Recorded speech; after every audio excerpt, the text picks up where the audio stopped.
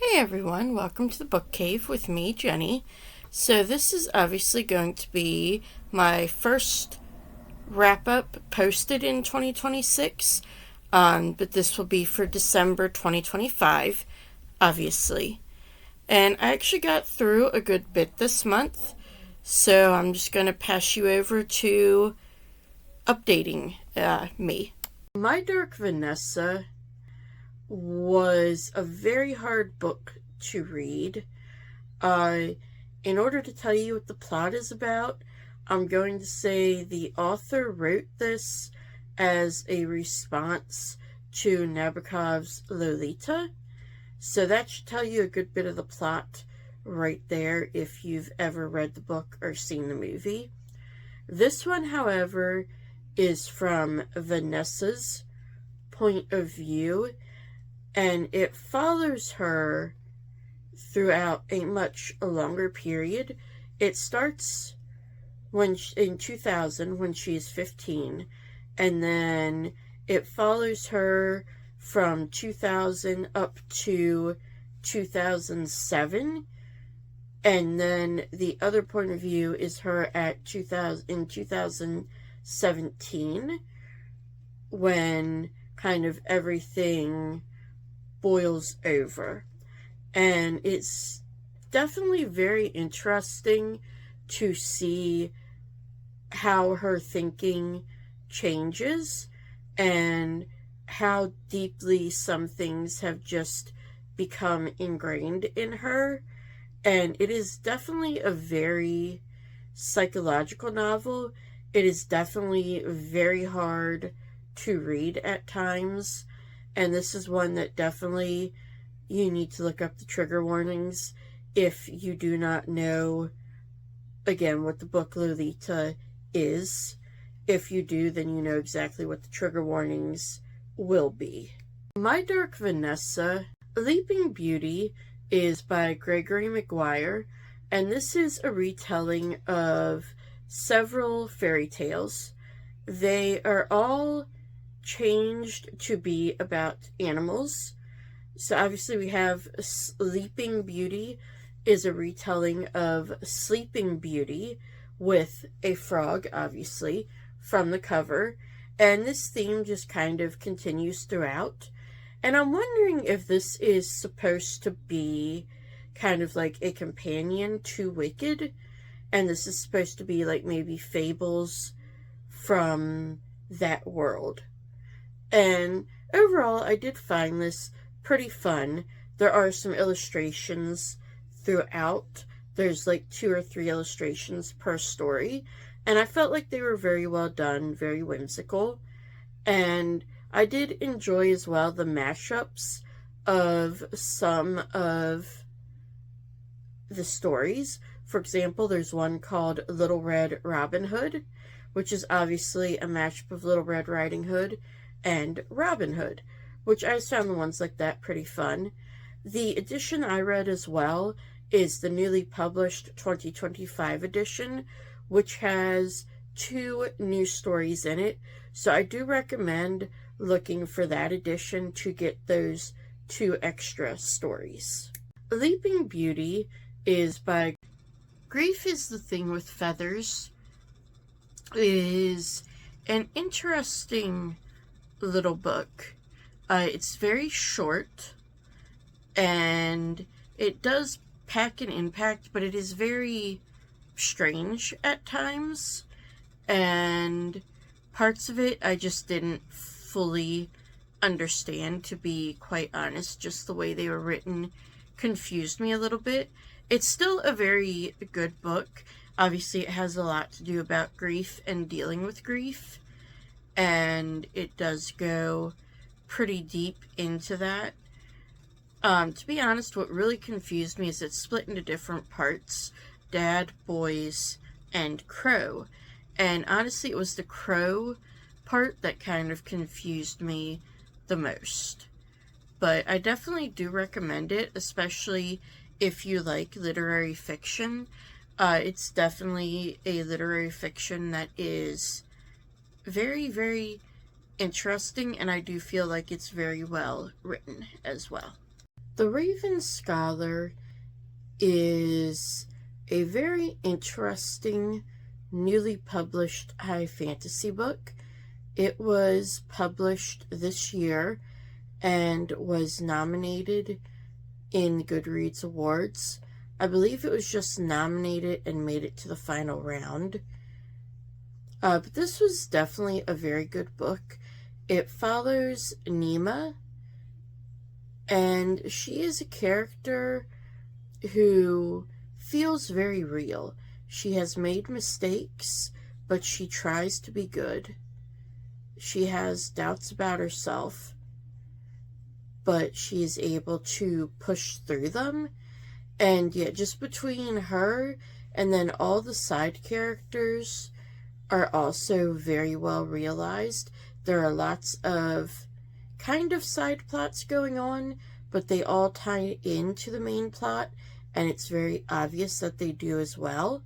We also have a very interesting fantasy world, and then we learn a little bit more about it, and I'm hoping that what was revealed near the end gets dived into more in the next two books.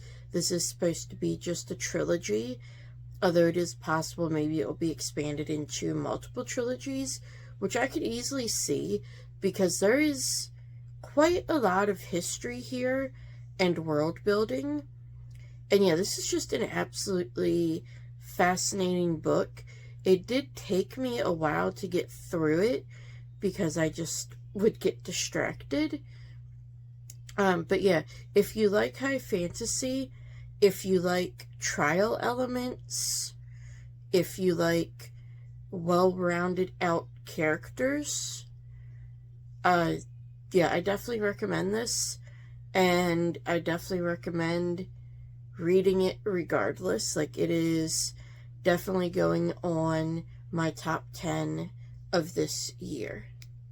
The Raven Scholar, Call Me by My True Names, is the collected poems of Thich Nhat Hanh, who was a Vietnamese Buddhist monk.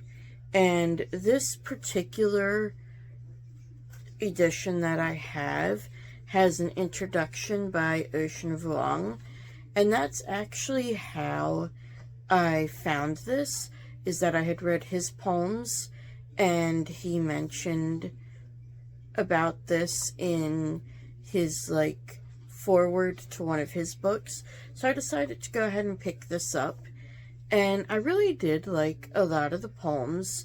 They had a lot of nature imagery that I really liked, and the first half was historical.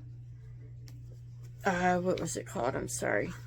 The first half was the historical dimension, and then the second half was the ultimate dimension, and that's the one that was more like nature poems and everything. The historical dimension was a lot of the stuff about the Vietnam War and about trying to find peace. And yeah, it was just really a snapshot into that time. And some of them were very hard to read. They were just very raw and emotional. But I definitely do recommend checking this out, as it's really quite an amazing array of poems, and a lot of them will really make you think. Call Me by My True Name. Murakami Tea is a collection of articles that Haruki Murakami wrote for a Japanese men's fashion magazine that was about all his different t-shirts in his vintage t-shirt collection.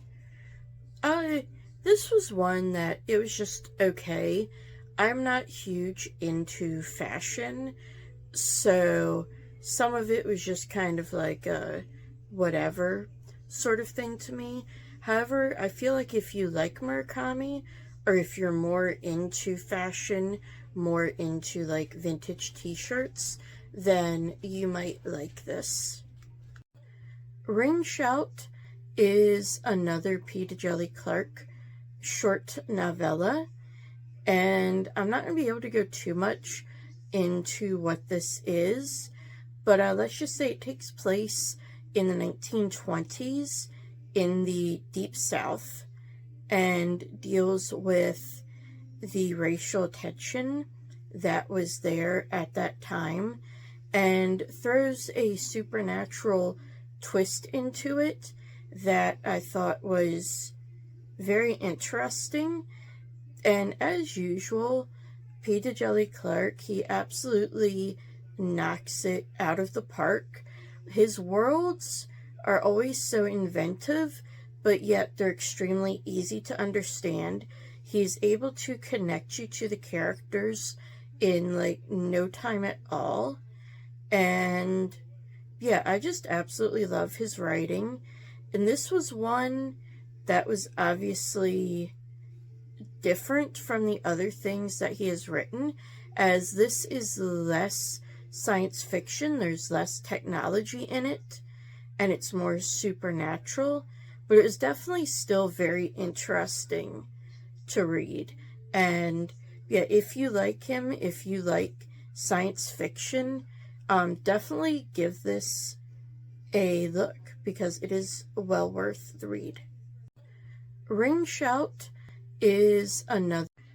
I Was a Teenage Slasher was kind of a different book.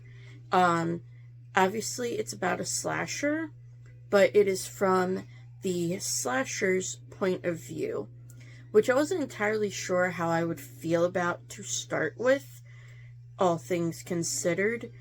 But the way it was handled, I do feel like it worked and it wasn't really too bad.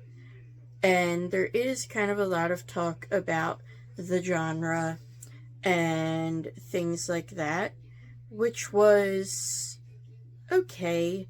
I do feel like there have been other books that have done it better. However, this one was not bad. I would just say it's kind of not all that memorable. Even with that ending, it just doesn't really stick out to me. So, just kind of meh, not good, not bad. I Was a Teenage. Will Prescribe You Another Cat obviously is the sequel to Will Prescribe You a Cat. This one follows 4 people, and they are each prescribed a cat or cats, depending. And this was pretty cute. I don't know if I liked it as much as the first one. I did still enjoy it, but I'm kind of on the fence about which was better. I did enjoy the bits of the cat behavior, especially in the first story, just the way that the cats like looks and all were described and how they would walk and approach their human was pretty fun. The second one was one that was again just kind of okay. The third one was one that I did enjoy, and I enjoyed seeing like the cats interact in that one. And then the fourth one probably had my favorite cat of the bunch, the one who I feel like displayed the most kind of cat-like behavior. And yeah, so if you did like the first one, I do recommend this.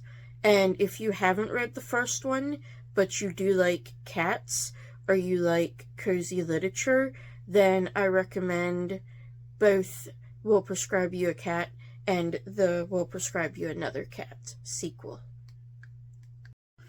Between Two Kingdoms is the memoir of Suleika Jokand, who was a young woman who dealt with cancer And this is just basically her time in treatment and her time trying to come back to real life. And this was honestly written quite well, and the audiobook was narrated by Suleika herself, so I did really appreciate that. I always do appreciate a memoir that is narrated by the actual author. And yeah, this was obviously a very emotional book. There was a lot of highs and lows and everything, and a lot of just kind of taking life for what it is. And yeah, I definitely recommend it if you want something that kind of is a rather different memoir, I think, but it is still a very uplifting. I listened to my second S.A. Barnes book, and that was Ghost Station. This is another space horror story.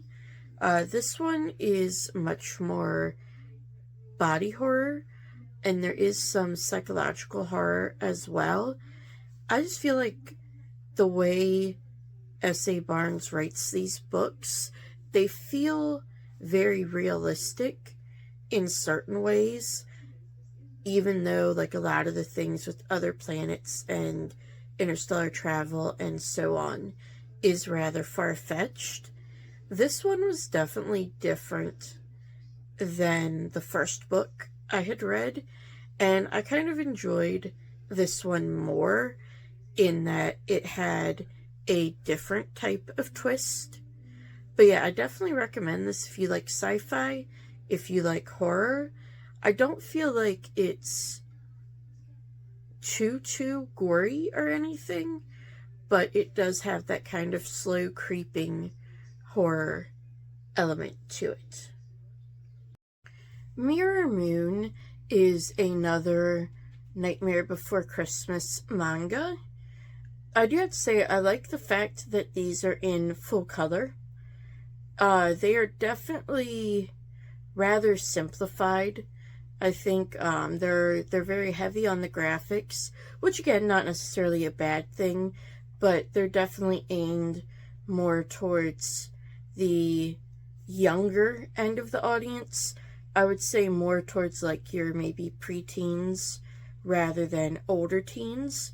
But this one is a Sally-centric story, and I do like that. I feel like we don't see a whole lot of Sally in like her own stories, and this one did showcase her strengths very well, and it was also a relatively creepy story, you know, that fit in very well with the canon.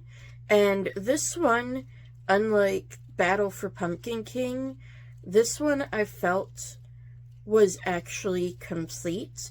I didn't feel like there was like anything missed out like I did with that one. So yeah, this is definitely another one I recommend if you do like A Nightmare Before Christmas. Liminal Zone Volume 2 is another Junji Ito book, and this has 4 stories in it, which are The Demon King of Dust, Village of Ether, The Strange Hikizori Siblings Chapter 3, and The Shells of Manjunama. And this was another pretty interesting horror manga. Obviously I've read a lot of Junji Ito. I think I've read just about everything. There's a few that I haven't. And this one again has an interesting art style. I feel like it is very easy to follow, and it also kind of adds to the body horror when you have that.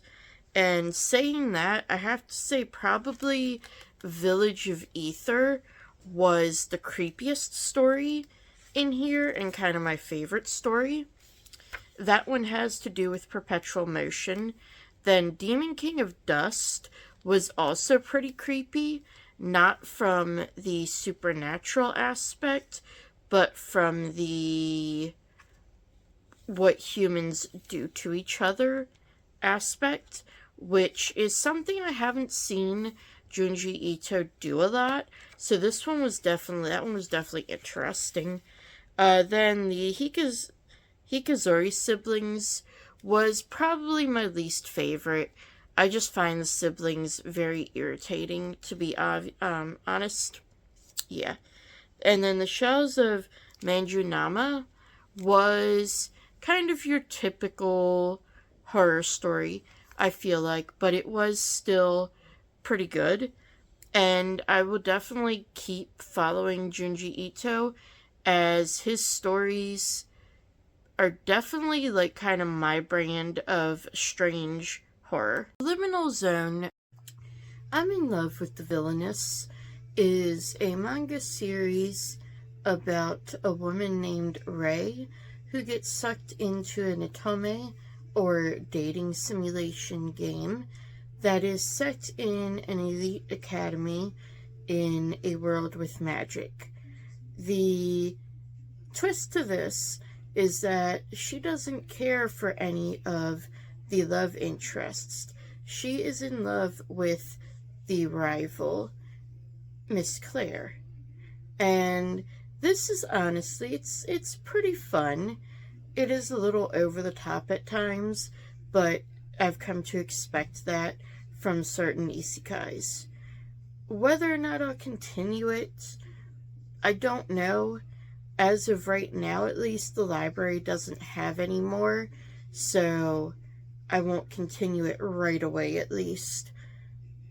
It's not horrible, but it's nothing that I feel like is new or fresh, and it's just a kind of fun, silly time, and it's great at that, but that's kind of all there is to it. However, it does hint at there might be some deeper things to come later on. So, yeah, kind of on the fence about this one, but not bad by any means. I'm in Love. I read the first 3 volumes of The Villainess's Guide to Not Falling in Love, and this is actually really similar to I'm in Love with the Villainess, in that it's also about a woman who is transported into an otome game, and in the game she is at a magical academy for the elite. However, in this one, she is the villainess of the story, not the main character. In this one, the technical main character hasn't showed up yet. And I do actually like this one a little bit better. I feel like there is much more world building. There's much more to the magic right off the bat. We get a lot of magical creatures and stuff. And yeah, I just feel like this one has more of a plot and is deeper. And it is very fun.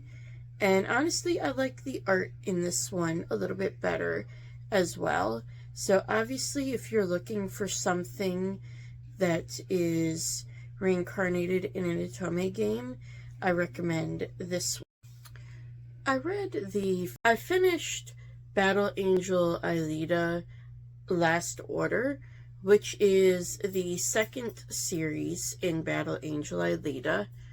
This one I didn't like quite as much as the original. I thought I would like it a good bit because it deals with the AR series, at least some of them. But I feel like a lot of the emotional parts, like the connection that connected you to the characters, were just kind of pushed off. And the last couple volumes just kind of felt really disjointed. And Yeah, the ending I felt was a little lackluster, but I did kind of feel that with the first series as well. So, yeah, all in all, I do think I'll go ahead and be continuing on to Mars Chronicles just to try to get a little more information and see if I get a better closure on this series.